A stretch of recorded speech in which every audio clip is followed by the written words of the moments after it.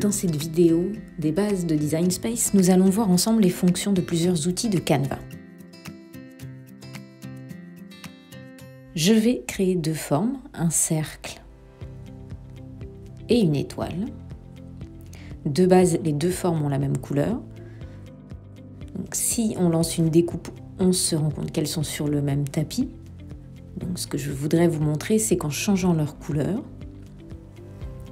on peut mettre chaque forme sur un tapis différent, ce qui peut être utile quand on veut utiliser deux matériaux pour un projet par exemple. Donc là, j'ai choisi deux couleurs.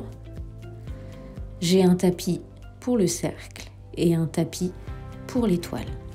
Ces couleurs ne sont d'ailleurs pas forcément celles de vos matériaux.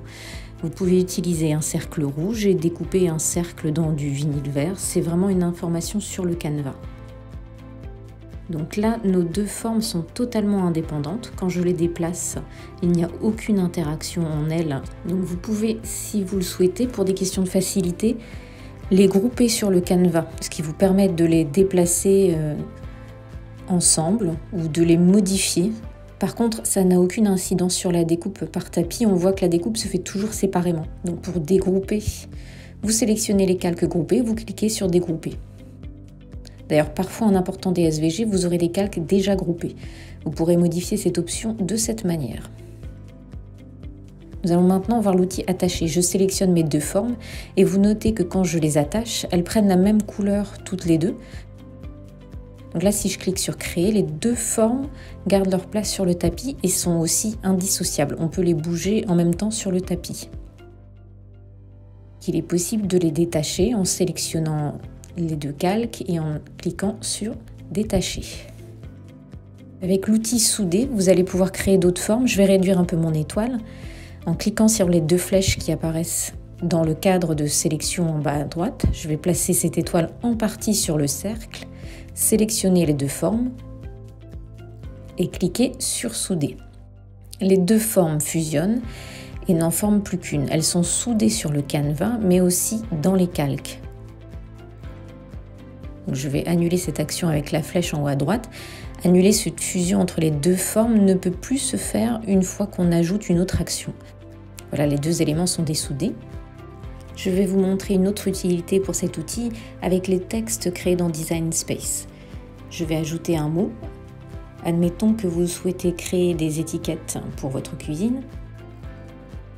Donc j'écris un mot, farine, et je vais changer la police. Je vais sélectionner la police Magnolia Sky. Donc en changeant la police, Canva a créé un mot, mais les lettres ne sont pas connectées du tout. On voit que les lettres cursives sont séparées, donc à la découpe, le mot sera découpé lettre par lettre. Donc pour changer et rapprocher les lettres, on utilise l'option espace de lettres dans la barre d'outils. Donc ici. Ça réduit l'espace entre les lettres. Donc on ajuste pour avoir à peu près l'impression que les lettres se connectent. Je vais changer la couleur pour montrer un petit peu que, on le voit mieux en passant en bleu, que les lettres ne sont pas connectées. En fait, elles sont juste rapprochées. Donc à la découpe, on aura le même problème. Je vais zoomer, on va voir un petit peu mieux. Donc voilà, ce n'est pas connecté. C'est juste rapproché. Pour y remédier, je vais retourner dans la barre d'outils. Donc voilà. Je vais dans Avancer et cliquer sur Dégrouper en lettres. Le mot est donc dégroupé en lettres et chaque lettre est sur un calque. Je vais maintenant ajuster chaque lettre en les déplaçant pour redonner cet aspect de mot connecté.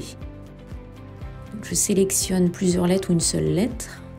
Je les déplace avec les flèches de mon clavier ou avec position dans la barre d'outils si je veux être plus précise. Donc voilà, le résultat me semble à peu près bon. Les lettres sont rapprochées. Je vais cliquer sur attacher pour vous montrer la différence avec souder. Donc là, effectivement, les lettres sont les unes à côté des autres, mais elles ne sont toujours pas soudées. Donc sur le tapis, c'est pareil, on a cette impression mais les lettres en fait vont se découper, le mot va se découper lettre par lettre. Donc je vais souder. Et les lettres là ont bien fusionné, donc la découpe se fera sur le mot en entier et non plus lettre par lettre. Donc voilà pour l'outil souder. Je vais supprimer le mot et je ne vais garder que les deux formes. On va avoir l'outil coupé. Donc l'outil coupé, c'est en quelque sorte l'équivalent d'un emporte-pièce en pâtisserie. Je vais l'utiliser pour couper une étoile dans le cercle. Je vais réduire un petit peu mon étoile. Je la place dans le cercle. Ensuite, je sélectionne les deux formes. Je clique sur couper. Et là, on peut voir que je n'ai plus 2 calques, mais 3 calques. J'ai un calque qui est là pour mon étoile.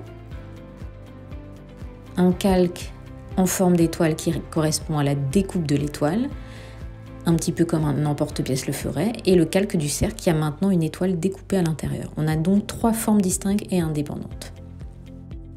Alors cette option, on peut aussi l'utiliser pour modifier une image. Je vais aller chercher une image.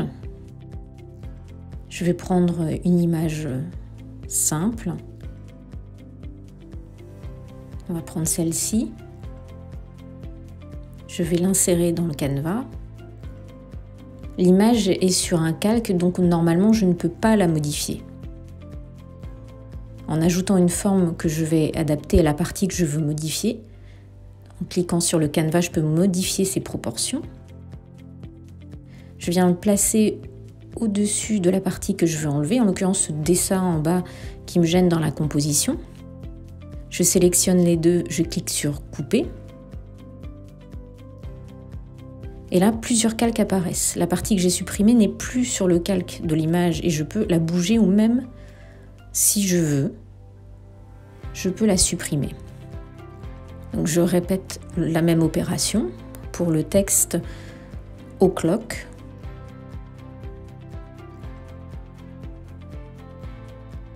Je place dessus cette forme. Je sélectionne les deux. Je clique sur couper. Et là, pareil,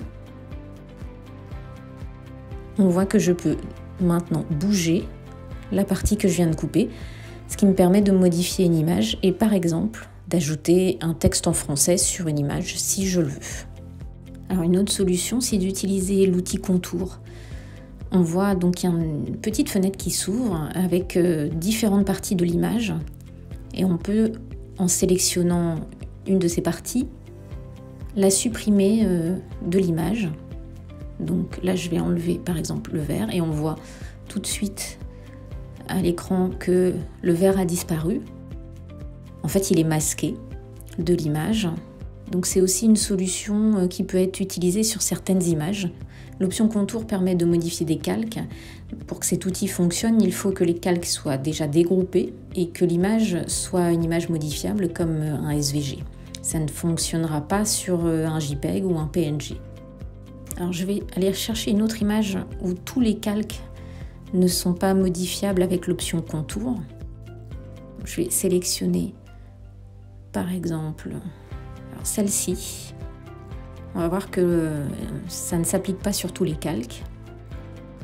Donc déjà là, ils sont tous sélectionnés, ça ne fonctionne pas. On va regarder. Sur celui-ci, ça ne fonctionne pas. Sur celui-ci, ça fonctionne. On va le garder. Voilà, on le visualise bien là. Et là, je vais enlever juste certaines parties de l'image. On les voit disparaître là. Elles sont masquées. Donc je remets le fond et tout le reste. J'ai juste modifié quelques parties de l'image. Vous avez maintenant une vision d'ensemble de ces outils indispensables à la création de vos projets dans Design Space. N'hésitez pas à liker ma vidéo si vous l'avez aimée et à vous abonner à ma chaîne. À très vite pour de nouvelles vidéos.